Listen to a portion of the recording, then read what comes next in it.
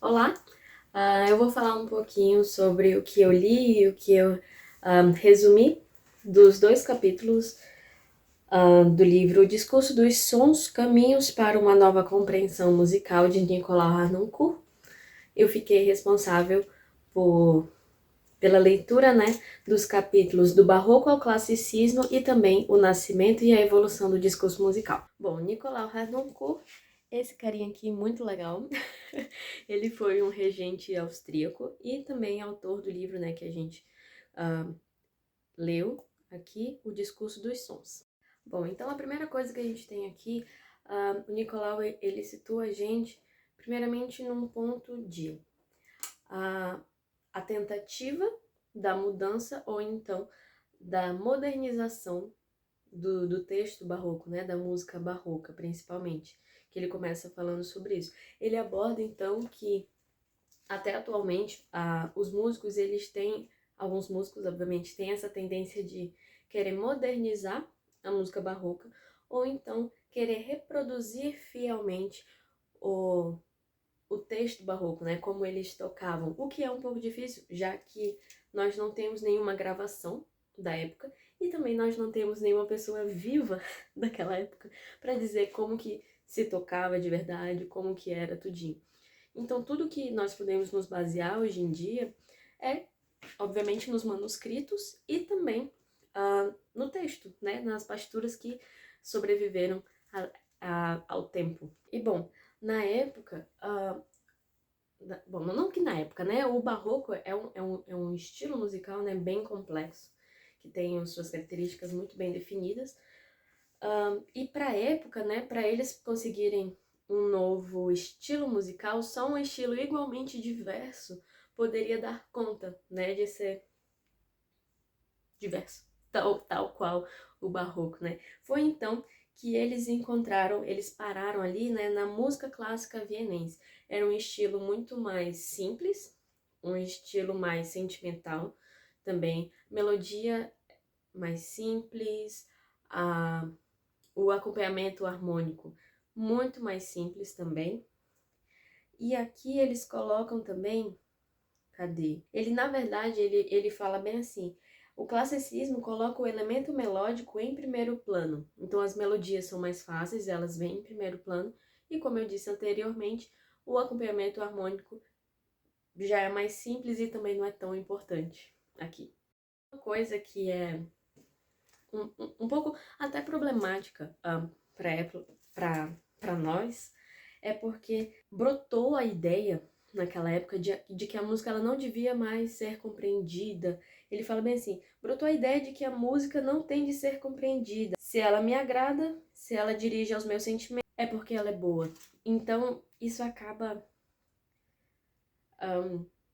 se uma música ela é bela, se ela é bela aos nossos ouvidos, é isso que importa. Tô nem aí sobre a harmonia, sobre a história, o texto, eu só quero que ela satisfaça essa questão da beleza desse meu sentimento também. Então, esse tipo de pensamento, o Hanon Cohen, ele chega até a falar bem assim, essa maneira de encarar a música clássica, achando que nada há para ser sabido ou conhecido, é que nos impediu de ir em busca do seu vocabulário específico.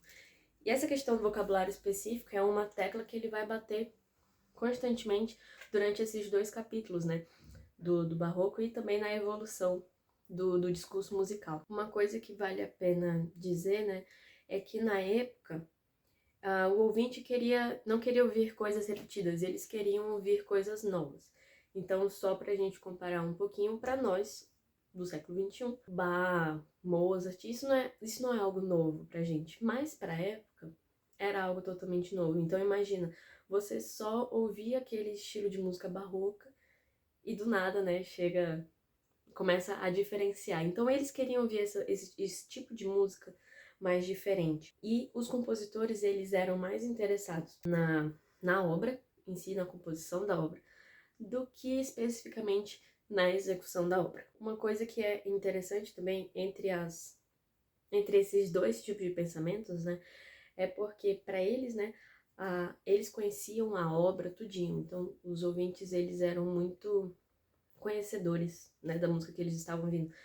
E uma coisa que ele fala também é: a mensagem da obra, conhecida nota por nota, não é mais objeto de discussão em nossos dias. E realmente, porque hoje em dia é muito comum nós vermos pessoas mais interessadas na beleza musical, no que agrada aos ouvidos, do que na música em si, no texto em si. Foi aí então que apareceu um cara muito gente boa, chamado Mendelssohn. Mendelssohn, ele revolucionou a cena, assim, porque ele executou pela primeira vez a Paixão segundo São Mateus, de Bach. Só que o que acontece? Essa obra ela ainda não havia sido escutada pelos ouvintes da época. Então, por um lado, ela era uma música relativamente antiga, né? Se a gente observa com os olhos daquele contexto, né? Daquela contextualização, era uma música já ultrapassada, mas também era uma música nova, porque eles nunca tinham ouvido essa música. O Mendelssohn resgatou e executou ela pela primeira vez. Então, as críticas foram muito boas, né? Porque era uma música nova, assim, para eles. Era uma música apaixonante e nova.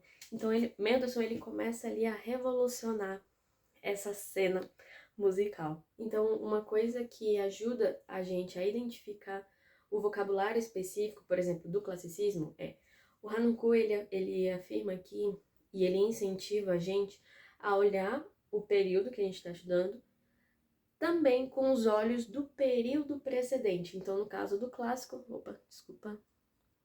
Uma notificação aqui. No caso do clássico, a gente observar também quais eram as características do barroco. Então, uma coisa que se assemelha das duas é a questão das apogiaturas, né? As apogiaturas a gente tem no barroco e também tem no clássico. Só que o que acontece? No clássico, a gente já tem nesse comecinho, a gente já tem umas apogiaturas um pouco diferentes. Como assim? As apogiaturas, elas vinham como uma forma, como posso dizer ali, né? De enriquecer ali o texto, né? Só que à medida que o tempo foi passando, a escrita da apogiatura, ela foi se tornando diferente. Eles começaram a escrever a apogiatura como uma nota normal. Então, quando você vê o texto musical, você meio que não consegue, na verdade, você não consegue distinguir o que é uma nota normal e o que é uma apogiatura, porque elas já estão escritas da mesma forma. O que acontece é que na época do barroco, umas apogiaturas eram escritas, outras não, né? Porque o que acontece? Os músicos da época, eles já sabiam, eles já estavam cansados de ver e de saber onde que eram as apogiaturas. Então, automaticamente, eles já colocavam, e o próprio ouvinte também já sabia onde que vinha uma apogiatura e onde que não cabia uma apogiatura, esse tipo de coisa. Essa questão, né, das apogiaturas, ele chega a falar bem assim: o não reconhecimento das apogiaturas conduz a uma reação em cadeia de erros de interpretação. Como assim? Lembra que eu falei que elas começaram a ser escritas como as notas comuns. Então isso causa muito erro na hora da interpretação também. E aí ele chega a falar bem assim, ele chega a mencionar desse jeito, ele chega a falar o seguinte termo: músicos idiotas. Apenas os músicos idiotas tocariam a apogiatura do jeito errado, ou então simplesmente passariam despercebidos pela apogiatura. E uma das coisas que eu acho engraçado, até, mas muito interessante no Harnoncourt, nesse livro, assim, é porque ele fala com muita, como posso dizer, com muita... ele fala com muito gabarito, sabe? Ele tem gabarito para falar o que ele fala nesse livro. Então, ele coloca a opinião dele de forma clara, objetiva e com razão quando ele coloca esses termos, essas opiniões dele. E é algo muito engraçado, porque ele tem horas que chega a ser meio irônico, mas é muito, muito legal a leitura disso. Muito legal a gente vê como que ele aborda todos esses conhecimentos no livro. Eu achei fantástico. Uma outra característica que é comum entre os dois estilos é a nota repetida. Isso começou quando Monteverdi introduz no Combattimento de Tancredi e Clorinda, pela primeira vez, ele então introduz a semibreve dividida em 16 vezes.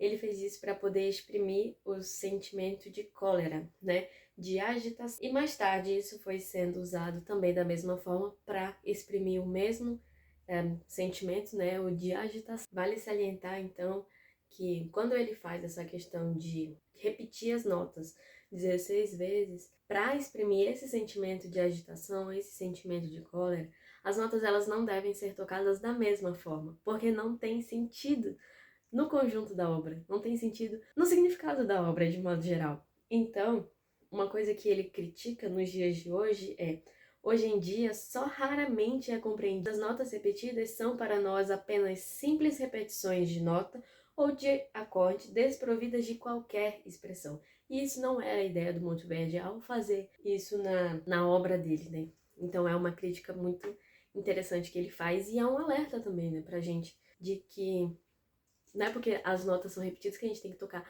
exatamente da mesma forma como robôs. Nós não somos robôs. Então, para finalizar esse primeiro capítulo, né, ele também finaliza falando sobre a questão do vibrato, né, nos dois estilos. E ele finaliza bem assim: cada indicação exprimia uma exigência de articulação ou de pronúncia do compositor. Ou seja, as indicações na partitura elas são muito importantes. E uma coisa que é interessante da gente observar é que algumas coisas, quando a gente vai pegar a partitura hoje em dia, elas não estão notadas, né? Na partitura. Eu tô sempre com score na cabeça. Enfim, então... Mas por que elas não estão notadas? É porque na época, os músicos, né, as pessoas da época já era automático muitas coisas. Então, não tinha necessidade de se escrever tudo tintim por tintim, porque já era algo automático, já era algo comum para aquela época.